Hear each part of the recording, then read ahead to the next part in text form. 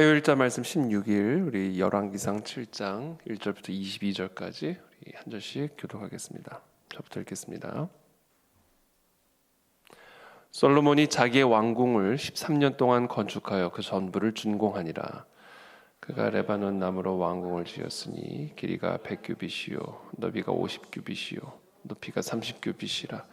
백향목 기둥이 4줄이요 기둥 위에 백향목 들보가 있으며 기둥 위에 있는 들보 45개를 백향목으로 덮었는데 들보는 한 줄에 15이요 또 창들이 3줄로 있는데 창과 창이 3층으로 서로 마주대하였고 모든 문과 문설주를 다 큰 나무로 네모지게 만들었는데 창과 창이 3층으로 서로 마주대하였으며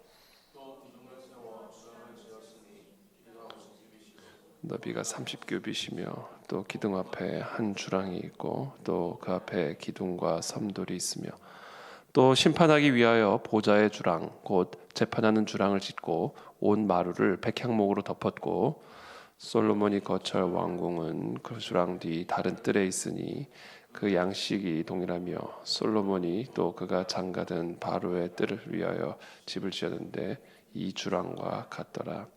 이 집들은 안팎을 모두 귀하고 다듬은 돌로 지었으니 크기대로 톱으로 켠 것이라. 그 초석에서 처마까지와 외면에서 큰 뜰에 이르기까지 다 그러하니 그 초석은 귀하고 큰 돌, 고 10규빗 되는 돌과 8규빗 되는 돌이라. 그 위에는 크기대로 다듬은 귀한 돌도 있고 백향목도 있으며 또 큰 뜰 주위에는 다듬은 돌 3켜와 백향목 두꺼운 판자 1켜를 놓았으니 마치 여호와의 성전 안뜰과 주랑에 놓은 것 같더라. 솔로몬 왕이 사람을 보내어 히람을 두로에서 데려오니 그는 납달리 지파 과부의 아들이요 그의 아버지는 두로 사람이니 노세 대장장이라. 이 히람은 모든 노딜의 지혜와 총명과 재능을 구비한 자이더니 솔로몬 왕에게 와서 그 모든 공사를 하니라.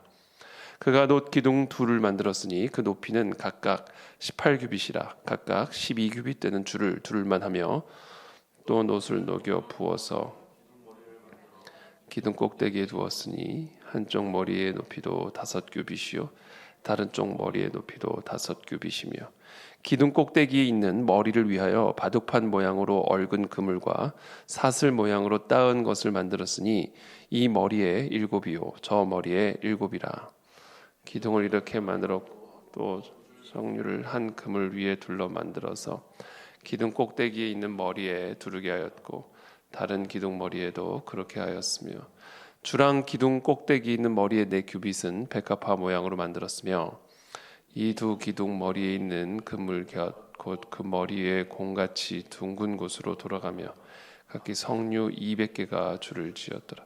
이 두 기둥을 성전의 주랑 앞에 세우되 오른쪽 기둥을 세우고 그 이름을 야긴이라 하고 왼쪽의 기둥을 세우고 그 이름을 보아스라 하였으며 그 두 기둥 꼭대기에는 백합화 형상이 있더라. 두 기둥의 공사가 끝나니라. 아멘. 네, 우리 어저께 본문에서는 이제 솔로몬이 이제 7년 동안 성전을 건축한 내용들이 기록이 되어 있습니다. 이 성전 건축이 이제 완성이 되고 나서 이제 또 솔로몬은 자기의 왕궁을 이제 13년 동안 건축을 하게 되고요. 그 모든 것들이 이제 다 준공이 되어지는 그런 내용을 오늘 기록을 하고 있습니다. 먼저 여기서 우리가 한 가지 또 볼 수 있는 부분들은 이제 솔로몬은 자신의 왕궁을 짓기 전에 먼저 솔로몬의 그 하나님의 성전을 먼저 건축했다라는 것을 우리는 먼저 확인할 수가 있습니다. 사실 왕에게 있어서 어떻게 보면 성전보다 궁전이 더 필요하고 더 중요하다라고 볼 수 있는데 솔로몬은 자신의 왕궁을 짓기 전에 먼저 하나님의 성전을 건축함으로써 먼저 하나님의 집을 지은 다음 이제 자신의 집 왕궁을 건설하는 것을 보게 되는 것이죠. 그래서 먼저 그의 나라와 그의 의를 구하라. 그리하면 이 모든 것을 너희에게 더하시리라. 이 순서가 중요하다. 성전 짓고 궁전 짓고 이거 다 중요한데 중요한 건 순서다. 이 순서가 믿음이다. 순서가 헌신이다. 순서가 구별됩니다. 순서가 순종이다 이거죠. 우리 어저께 하나님의 성전을 성전 되게 만드는 거, 똑같은 나무, 똑같은 돌, 똑같은 금이어도 산당에 들어가는 나무와 또 성전에 들어가는 나무, 하나는 귀신이 거하는 집이요, 하나는 하나님의 영광이 거하는 집이 될 수 있는 그 비결, 그 기준, 그 차이가 뭘까? 재료의 차이가 아니다라는 겁니다. 제가 어저께 말씀드렸죠. 먼저 구별됨, 하나님의 집을 위한 구별됨, 우리의 시간이 구별되고 똑같은 24시간 살아가는데, 똑같은 365일을 살아가는데 하나님을 위해서 구별된 시간, 우리의 시간들을 하나님을 위해서 구별되게 드릴 때, 그때 우리의 삶이 성전이 되고 하나님의 영광이 거하는 하나님의 집이 되는 겁니다. 전 저와 여러분들에게 오늘 이 시간 다시 한번 질문하고 싶습니다. 과연 우리는 하나님을 위해 구별된 시간을 드리고 있는가? 과연 우리의 삶에 하나님만을 위한 구별된 뭔가가 있는가? 그게 하나님의 영광이 거할 수 있는 성전된 삶과 그렇지 않은 삶을 결정지어주는 기준이다라는 겁니다. 과연 나는 하나님을 위해서 구별된 삶을 살고 있는가? 그렇죠? 이 구별됨. 그리고 또 어저께 우리가 나눈 말씀, 헌신, 그렇죠? 헌신. 그러니까 하나님을 위해서 우리가 구별된다는 건요, 이게 헌신이에요. 헌신과 희생입니다. 과연 나는 하나님을 위해서 뭔가를 좀 희생하고 있는가? 정말 하나님을 위해서 내가 뭔가를 헌신하고 있는가? 하나님 때문에 내가 한번 고생을 당해본 적이 있는가? 하나님만을 위해서 내가 조금 모욕을 당해본 일이 있는가? 하나님을 위해서 내가 손해를 본 일이 있는가? 이게 구별됨이에요. 하나님을 위해서 구별된 삶이란 하나님을 위해서 희생하는 삶입니다. 하나님을 위해서 고생하는 삶이에요. 우리는 고생을 손해라고 보죠.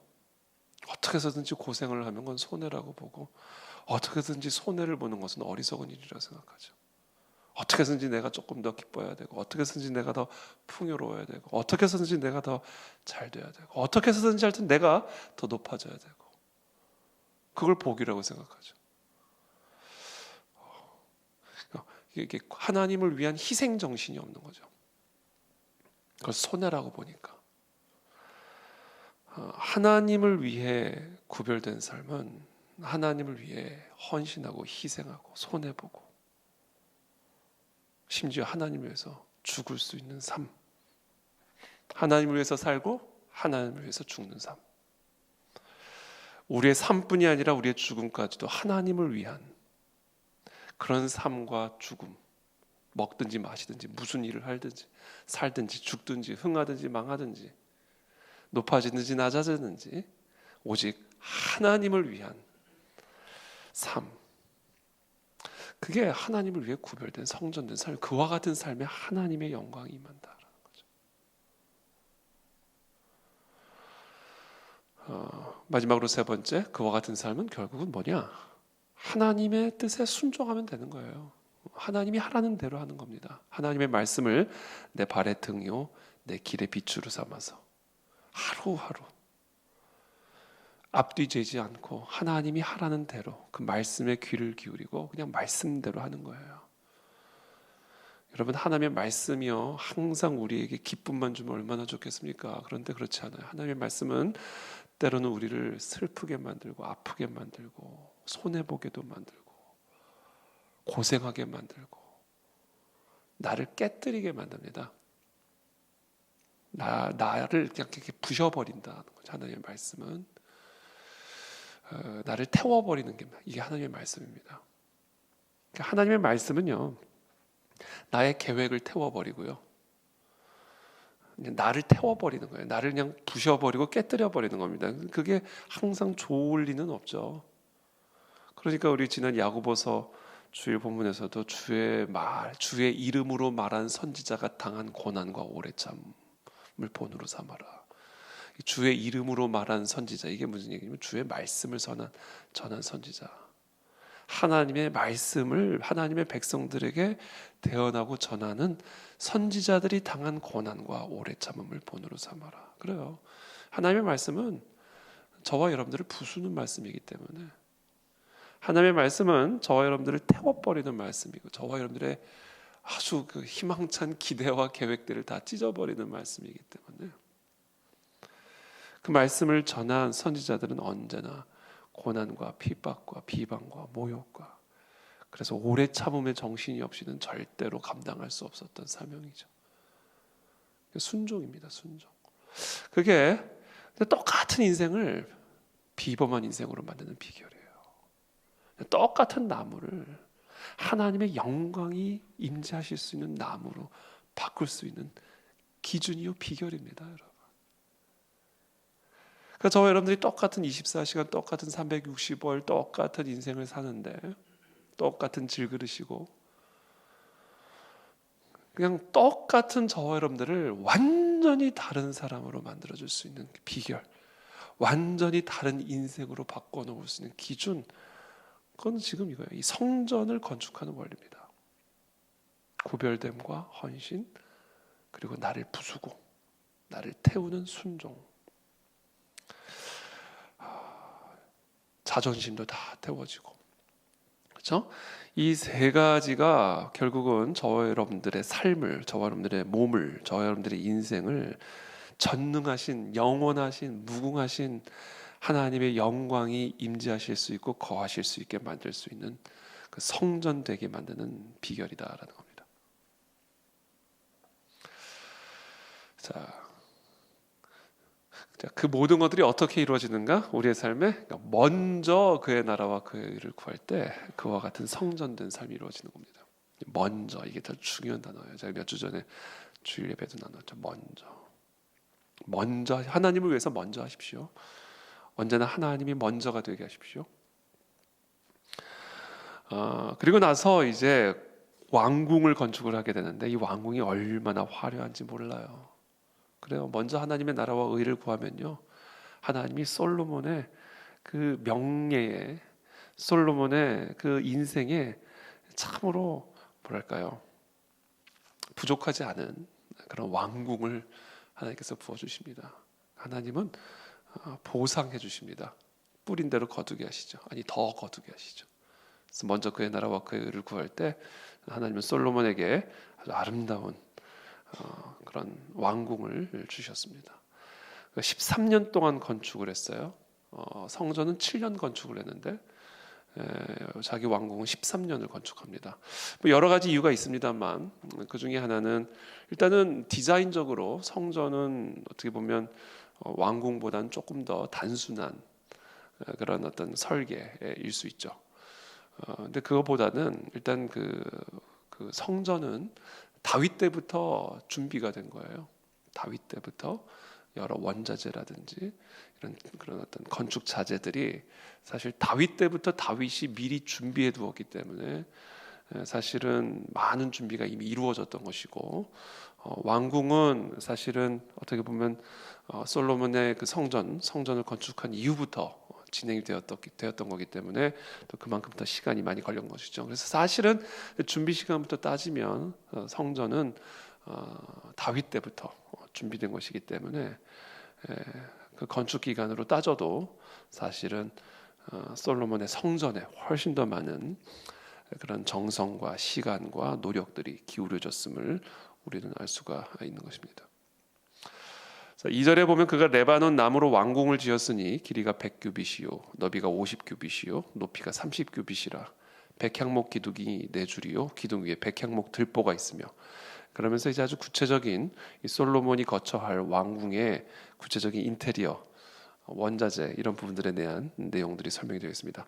참고로 여기서 이제 우리 규빗이라고 하는 것은 이제 당시 이 이스라엘의 측정 단위인데, 이 규빗이라는 것은 이 중지 끝에서부터 이 팔꿈치까지의 길이가 규빗입니다. 그러니까 약 45cm 정도 되는 이 길이가 이제 한 규빗인데, 그러니까 100규빗이 된다는 얘기는 이제 어떻게죠? 4,500cm, 그러니까 45m 정도 되는 그 길이의 왕궁을 짓게 되는 것이고, 너비가 50규빗, 높이가 30규빗 되는 그런 왕궁을 레바논의 나무, 아주 좋은 나무죠.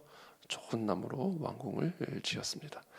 기둥 위에 있는 들보 45개를 백향목으로 덮었는데 들보는 한 줄에 15이요. 또 창틀이 세 줄로 있는데 창과 창이 세 층으로 서로 마주되었고 모든 문과 문설주를 다 큰 나무로 네모지게 만들었는데 창과 창이 세 층으로 서로 마주되었으며 쭉 기록이 되어 있습니다. 그러면서 8절에 솔로몬이 거처할 왕궁은 그 주랑 뒤 다른 뜰에 있으니 그 양식이 동일하며 솔로몬이 또 그가 장가든 바로의 딸을 위하여 집을 지었는데 이 주랑과 같더라. 이 주랑이라고 하는 것은 이제 벽이 없는 기둥으로만 되어 있는, 그러니까 이 천정과 땅만 있고요, 벽이 없는 거예요. 그래서 여러분이 고대 건축 그런 물에 가면 이렇게 복도를 쭉 걸어가는데 벽이 없죠. 벽이 없고 천정과 바닥만 있고 그 사이에 이제 기둥이 세워져 있습니다. 그곳이 이제 주랑이에요. 그러니까 벽이 없이 기둥으로만 이루어진 복도, 그게 이제 주랑입니다. 이제 그 주랑들을 쭉 만들었다, 이제 이렇게 기록을 하고 있죠. 이 주랑을 이해하는 게 매우 중요합니다. 왜냐하면 이 주랑은 그 건축물에 있어서 어떻게 보면 기둥이고 벽이 없이 건물을 지탱시키는 그런 어떻게 보면 것이기 때문에 이 기둥, 이 주랑은 사실 그 건축물에 있어서 매우 중요한 역할을 한다고 볼 수 있죠. 그래서 13절에 보면 솔로몬 왕이 사람을 보내어서 히람을 두로에서 데려오니 그는 납달리 지파 과부의 아들이요 그의 아버지는 두로 사람이니 놋의 대장장이라. 이 히람은 모든 놋 일에 지혜와 총명과 재능을 구비한 자이더니 솔로몬 왕에게 와서 그 모든 공사를 하니라. 마치 모세가 모세의 성막 지을 때 부살렐과 오홀리압, 아주 특별한 재능을 가진 그 사람을 통해서 이 성전의 다양한 기구들을, 아주 섬세한 기구들을 만들게 했듯이 솔로몬의 성전을 지을 때에도 이 사람의 이름이 히람이라고 하는 사람을 하나님께서도 준비시키셔서 이 놋 일을 감당하게 하십니다. 그러면서 15절에 그가 놋 기둥 둘을 만들었으니 그 높이는 각각 18규빗이라. 각각 12규빗 되는 줄을 두를만 하며 이 둘레는 12규빗 정도 되는 것이고요, 높이는 18규빗 정도 되는 놋 기둥을 이 히람을 통해서 세우게 됩니다. 근데 이 두 기둥을 성전의 주랑 앞에 세웠어요. 21절에 나와 있습니다. 이 두 기둥을 성전의 주랑 앞에 세우되, 그러니까 성전의 그 기둥이죠. 성전의 기둥으로 이 놋 기둥을 세우되 오른쪽 기둥을 세우고 그 이름을 야긴이라 하고 왼쪽의 기둥을 세우고 그 이름을 보아스라 하였으며 그 두 기둥 꼭대기에는 백합화 현상이 있더라. 두 기둥의 공사가 끝나니라. 그러니까 이 성전과 이 왕궁이요 같은 구역 안에 있었습니다. 성전과 왕궁이 같은 구역 안에 있었고요. 그리고 이 성전 건축과 함께 특별히 왕궁 건축과 함께 특별히 성전의 주랑을 세우는데 이 성전의 주랑 두 기둥을 세우고는 그것을 야긴과 보아스라는 이름을 붙였다라는 겁니다. 이 야긴이라고 하는 것은 이 생명의 삶 본문에 또 추가적으로 설명이 되어 있습니다만 그가 세울 것이다라는 뜻이고요.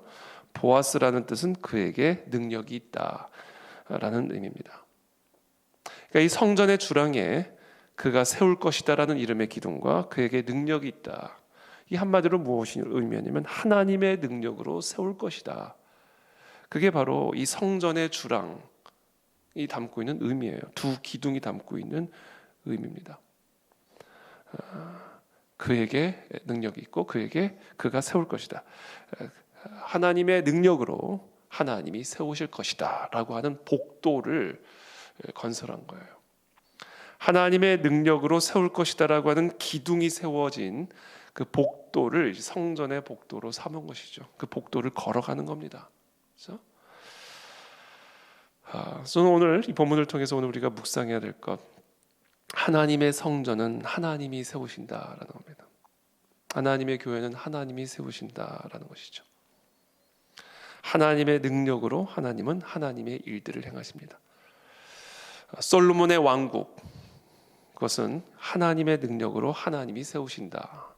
그것이 바로 이 왕궁과 성전이 같은 구역 안에 건설되어 있고 특별히 성전의 두 기둥을 야긴과 보아스라는 이름을 붙여주신 이유다라는 겁니다.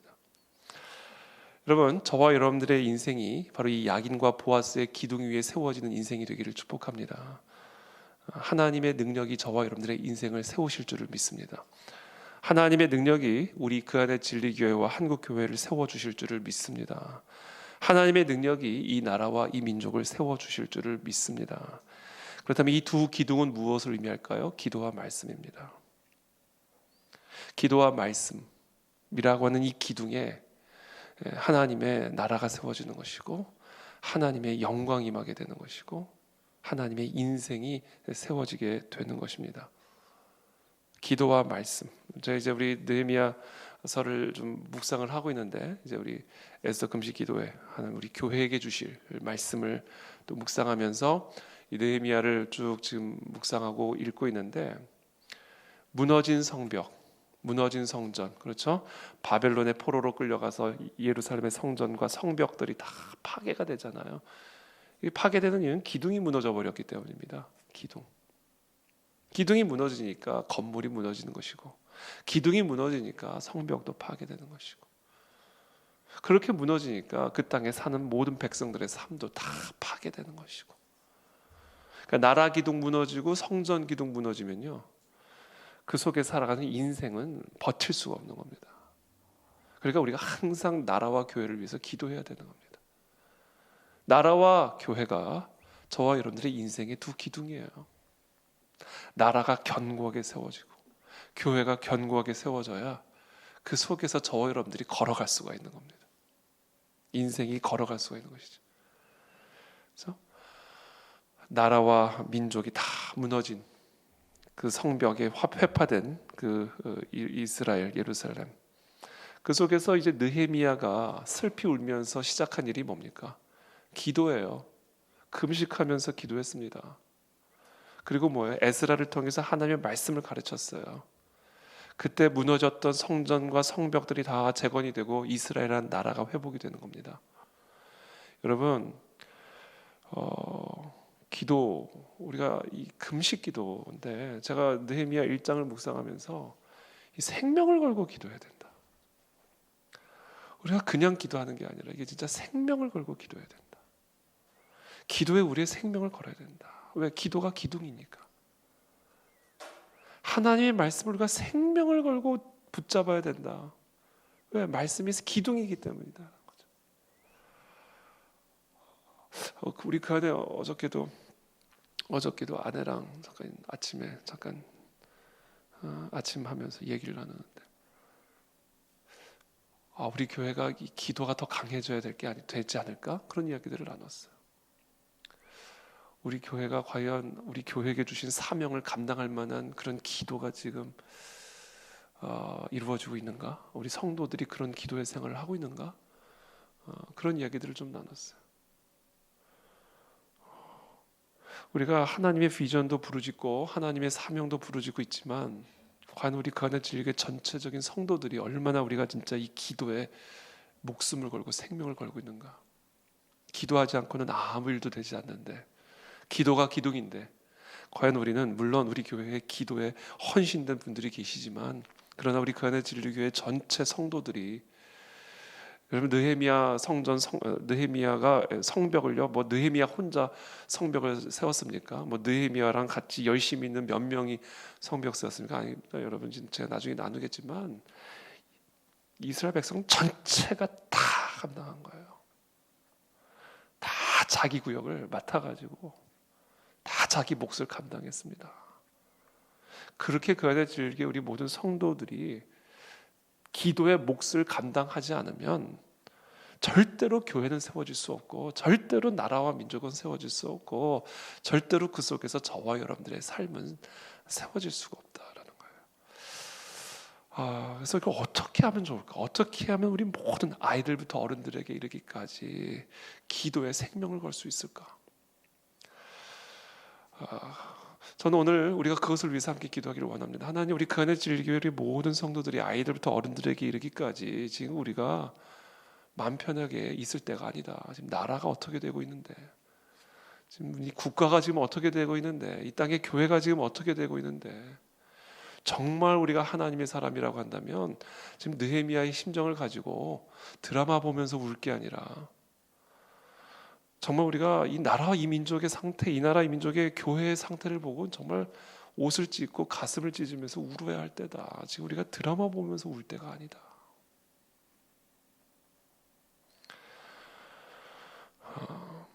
하나님의 말씀의 기둥이 더 견고하게 세워지도록 기도해야 된다. 하나님의 말씀을 우리가 정말 우리의 생명으로 알고 우리가 더 말씀을 붙들고 말씀에 매달려야 된다. 이 기도와 말씀의 기둥을 재건하는 것이 개혁이고 그것이 재건이고 다른 게 재건이 아니다라는 거예요, 여러분. 우리가 뭐 다른 걸 가지고 나라를 재건하는 게 아닙니다. 기도와 말씀으로 나라를 재건하는 겁니다. 저는 이번 특별히 에스더 금식 기도회가 이 교회적으로도 지금 너무 중요해요. 우리 가네 진리교회도 지금 위기예요, 여러분. 물론 이 위기를 주신 이유는 하나님의 놀라운 선물을 주시기 위한, 깨우시기 위한 위기입니다. 왜 한국 교회도 위기지만요, 그 한국 교회 안에 있는 우리 가네 진리교회도 지금 위기예요. 이 위기의 상태를 제가 한번 여러분들과 나눌 겁니다. 하나님의 때에. 이 위기를 우리가 어떻게 할 건가 지금. 우리가 진짜 이 위기를 인식하고 느헤미야와 같이 우리가 금식하며 기도함으로 하나님의 말씀을 붙들고 정신 차리고 우리가 일어서지 않으면 성벽 다 무너지고 나서 슬피 울며 이를 가는 그런 상태로 우리가 반드시 가게 됩니다, 여러분. 개인의 삶도 마찬가지고요. 여러분, 개인의 삶도 망합니다. 기도하지 않으면. 더 황당한 것은 망했는데도 기도하지 않는 거. 이건 정말 소망이 없는 거죠. 기도하지 않은 인생 망하고요. 하나님의 말씀 붙들지 않은 인생 망합니다. 다 망하게 되어 있어요. 이게 기둥이기 때문에 그래요. 기둥이 없는 천정이 어떻게 생깁니까? 기둥이 없으면 다 무너지는 거예요. 개인의 삶이든 교회든 나라든 민족이든. 그래서 지금 우리 나라와 민족이 처한 현실, 그리고 또 우리 그 안에 진리교회를 비롯한 한국 교회가 처한 현실, 이것이 지금 이 느헤미야가 처한 당시 예루살렘과 같은 현실이라는 것을 우리들이 볼 수 있는 눈이 열리게 되기를 바라고, 이런 상황 속에서 기도와 말씀이라고 하는 야긴과 보아스, 이 두 기둥을 견고하게 세워 나아감으로써 하나님께서 우리 가운데 행하실, 우리의 개인의 삶과 이 나라와 이 민족과 우리 가운데 진리교회 가운데 행하실 놀라운 일들을 우리들이 목도할 수 있게 되기를 바랍니다. 우리 가운데 진리교회 성도들과 한국교회 우리 모든 성도들이 자신의 자아를 부수고 깨뜨리고 정신을 차리고 우리가 기도의 자리, 말씀의 자리로 나갈 수 있게 되기를 바랍니다. 순종의 자리로 나가게 되기를 바랍니다. 그런 은혜가 오늘 이 새벽에 있게 되기를 축복합니다. 기도하겠습니다. 살아계신 하나님, 정말 이 느헤미야에게 보여주신 그 환상, 그 환상이 아니죠. 사실은 그것이 현실이었죠. 그러나 그것이 마치 환상처럼 형제를 통해서 들려주는 그 현실을 보고 듣고 정말 옷을 찢고 금식하며 기도했듯이, 주님, 정말 이 땅에 우리 모든 성도들이, 우리 특별히 우리 그 안에 진리교회 성도들이 이제는 정말 우리가 정신을 차릴 수 있게 되기를 바랍니다. 세상에 취해 있고 자신의 야망에 취해 있고 세상적인 쾌락에 취해 있는 이 모든 취함에서 우리들이 다 깨어나게 되기를 원합니다. 정말 하나님이 성전이 무너지고 있고 나라가 무너지고 있고 그 속에서 개인의 삶이, 우리의 다음 세대들이 다 무너져 내리고 있는데, 주님, 정말 우리 잠들어 있고 술에 취해 있고 세상의 쾌락에 취해 있고 자기 자신에게 취해 있는 이 모든 현실 속에서 우리 모두가 다 깨어나게 되기를 기도합니다. 정말 말할 수 없는 고통을 통해 깨어나지 않기를 원합니다.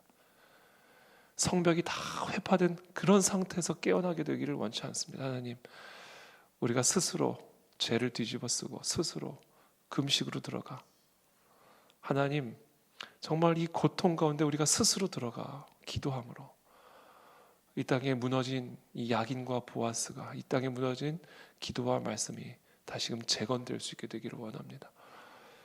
하나님, 특별히 에스더 금식 기도회 이제 4월 마지막 주부터 5일간 시작이 됩니다. 느헤미야의 심정으로 우리 모두가 기도와 말씀의 자리로 들어가게 도와주시옵소서. 우리 개인의 삶에 무너진 성벽들이 재건되어지는 시간들이 되기를 원하고, 정말 무너진 성전의 성벽들이 재건되고 이 나라 이 민족의 무너진 성벽들이 재건되어지는 이 52일간의 기적이 하나님이 5일간의 기도회를 통하여 우리의 삶의 가운데 일어날 수 있도록 은혜를 베풀어 주시옵소서. 먼저 그의 나라와 그의 의를 구하라. 그리하면 너희에게 이 모든 것이 더해지리라.